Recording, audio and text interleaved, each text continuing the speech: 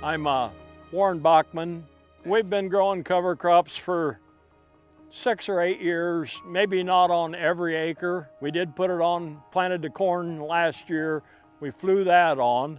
This field that we're in was spread with a fertilizer spreader, double spread, so we've got a good even stand of rye here for the cover crop. We've learned several things over the years doing it. A year ago we just spread it with the spreader truck on a 60-foot spread. The rye only is lightweight, so it only spread about 40 feet, so we had strips of rye and then strips of bare ground. Double seeding it, they go on a 60-foot swath and then come back and split each swath so that we have a uniform stand.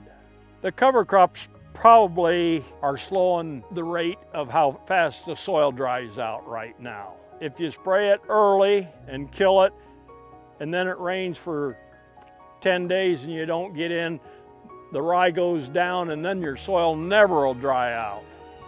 So we have not sprayed any of this. They were going to spray it today. If the conditions get better, they probably will by the end of the day. If not, in a day or so it'll get sprayed. Well, the best thing about the cover crop is about eliminate erosion. This field is flat, but we farm quite a bit of hilly land in south central Iowa. You have a lot of soil erosion. You just don't see that with the cover crop. The soil can't be replaced. The tractor can be replaced. The planter can be replaced.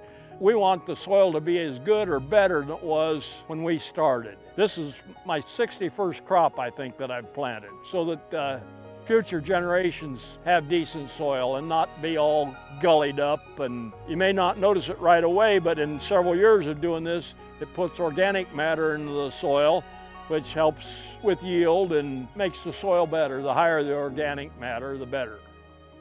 With the different programs that we have, the cover crops don't end up costing you a lot of money to do it. We get a little credit for our crop insurance by having cover crops. We get credit from practical farmers, pay a little bit. The government pays us on some acres to do it.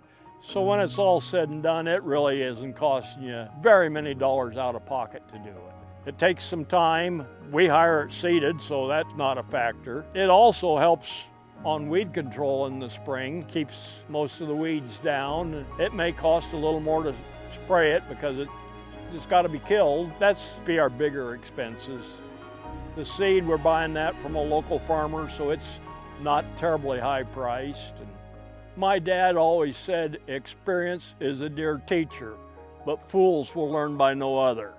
So most of what I have done, I've just done on my own, or talked to a neighbor that did it before I did, or talked to the agronomist at the fertilizer plant to see what we should do or how we should do it. We learn from our experiences, and we've learned from the Soybean Association, from our fertilizer company, and the man that I buy the rye seed from has been doing it 5 years longer than I have. That's how we've learned.